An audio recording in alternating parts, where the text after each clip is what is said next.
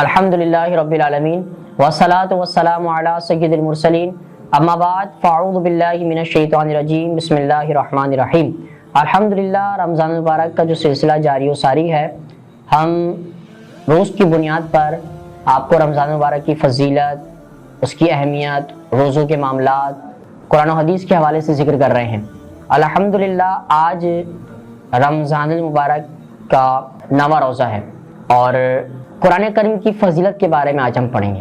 اللہ کریم قرآن مجید فرقان حمید میں ارشاد فرماتے ہیں، اقرا بسم ربک الذی خلق، سورہ علق میں فرمایا پڑھو اپنے رب کے نام سے جس نے تمہیں پیدا کیا۔ جب حضور نبی اکرم صلی اللہ علیہ وسلم کی حیات طیبہ کے 40 سال پورے ہو گئے تو ماہ ربیع الاول میں آثار نبوت کو ظہور خوابوں کی صورت میں شروع ہو گیا۔ رات کو آپ جو خواب دیکھتے ہیں دن کو ہو بہو ویسی سامنے آ جاتا۔ کچھ عرصہ یہ سلسلہ جاری رہا، پھر حضور نبی اکرم صلی اللہ تعالیٰ علیہ وآلہ وسلم کے دل میں خلوت کا شوق پیدا ہوا تو مکے سے چند میل کی مسافت پر ایک غار ہے جسے غار ہیرا کہتے ہیں، جس کا راستہ بڑا کٹھن اور دشوار ہے۔ حضور علیہ السلام اس غار میں تشریف لے جاتے، چند روز وہاں قیام پذیر ہو کر عبادت میں مصروف ہو جاتے، پھر آپ گھر تشریف لے آتے اور کھانے پینے کی کچھ چیزیں لے کر آپ غار ہیرا میں تشریف لے جاتے اور مصروف عبادت ہو جاتے۔ بہت عرصے تک یہی سلسلہ جاری رہا۔ ایک رات اس غار میں تشریف فرما تھے کہ جبریل امین علیہ السلام آئے اور کہا، ایک کرا آپ پڑھیے۔ آپ نے ارشاد فرمایا، ما انا بقارئ، میں پڑھنے والا نہیں۔ جبرائیل علیہ السلام نے عرض کی، جبرائیل علیہ السلام نے آپ کو سینے سے لگا کر خوب زور سے بھینچا اور کہا، ایک کرا پڑھیے۔ آپ نے وہی جواب دیا جو پہلے دے چکے تھے۔ اب جبرائیل علیہ السلام نے تیسری بار کہا، ایک کرا۔ آپ نے پھر وہی جواب دیا جو جبریل امین علیہ السلام نے سینے سے لگا کر خوب بھیجا اور کہا کہ یہ 5 آیتیں پڑھ دیں۔ تو حضور علیہ السلام نے 5ویں آیت تلاوت فرما دی۔ اس ناگانی واقعے سے حضور نبی کریم علیہ السلام پر خوف طاری ہو گیا اور آپ گھر واپس لوٹے تو حضرت اماں خدیجہ الکبریٰ رضی اللہ تعالی عنہا سے فرمایا، مجھے کمبل اڑا دو۔ پھر حضرت خدیجہ رضی اللہ تعالی عنہ آپ کو تسلی دیتے ہوئے اپنے چچا زاد بھائی ورقہ بن نوفل کے پاس لے گئیں۔ ورقہ بن نوفل انجیل کو عبرانی زبان عربی میں لکھا کرتے تھے۔ عیسائیوں کا بہت بڑا راہب تھا اور اب بوڑھا ہو چکا تھا، بینائی کمزور ہو چکی تھی۔ حضرت اماں خدیجہ الکبریٰ رضی اللہ تعالی عنہ نے کہا، اے میرے چچا کے بیٹے، اپنے بھتیجی کی بات سنو۔ ورقہ نے کہا، بتائیے۔ آپ نے کہا، آپ نے کیا دیکھا ہے؟ سارا واقعہ گوش گزار کیا۔ ورقہ نے سارا ماجرا سن کر کہا، آپ پر وہی لانے والا فرشتہ نازل ہوا ہے جو حضرت موسیٰ علیہ السلام پر نازل ہوا کرتا تھا۔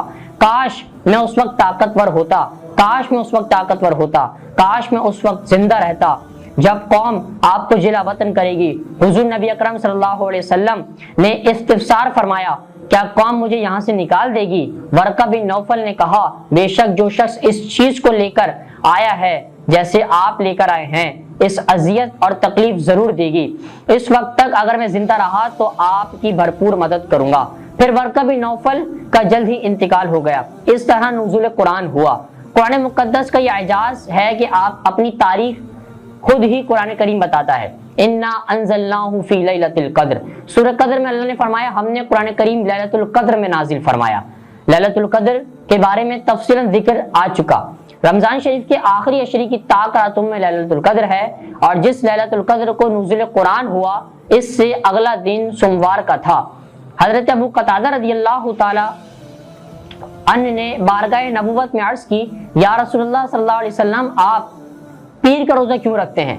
تو حضور سرور کائنات صلی اللہ علیہ وسلم نے ارشاد فرمایا، مسلم شریف کی حدیث ہے، فیہ ولدت وفیہ انزل علیہ، میں پیر کو پیدا ہوا اور پیر ہی کو مجھ پر قرآن نازل ہوا۔ تو معلوم ہوا کہ جب قرآن پاک لوح محفوظ سے آسمان نے اول پر نازل ہوا تو وہ لیلۃ القدر کی رات تھی اور رات پیر کی رات تھی۔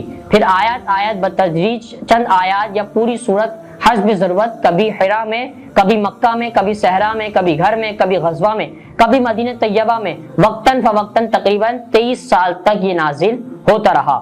برادران گرامی، اللہ تبارک و تعالی نے انسانوں کی ہدایت کے لیے انبیاء اور رسولان گرامی روانہ فرمائے اور ان انبیاء اور رسول کے ذریعے اور انبیاء اور رسول کی صداقت کے لیے انہیں معجزات عطا فرمائے اور ان معجزات کے ذریعے ان کی قوم کو راہ ہدایت عطا فرمائی اور اپنے محبوب مکرم صلی اللہ علیہ وسلم کو سراپا معجزہ بنا کر روانہ فرمایا۔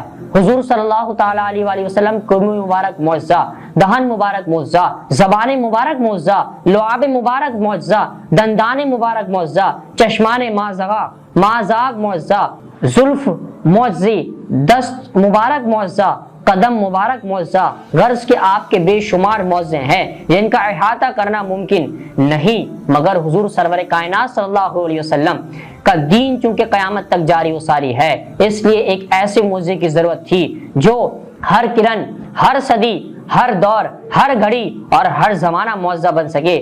اس معجزے کا نام قرآن عظیم ہے جو قیامت تک ضیاء پاشیا کرتا رہے گا۔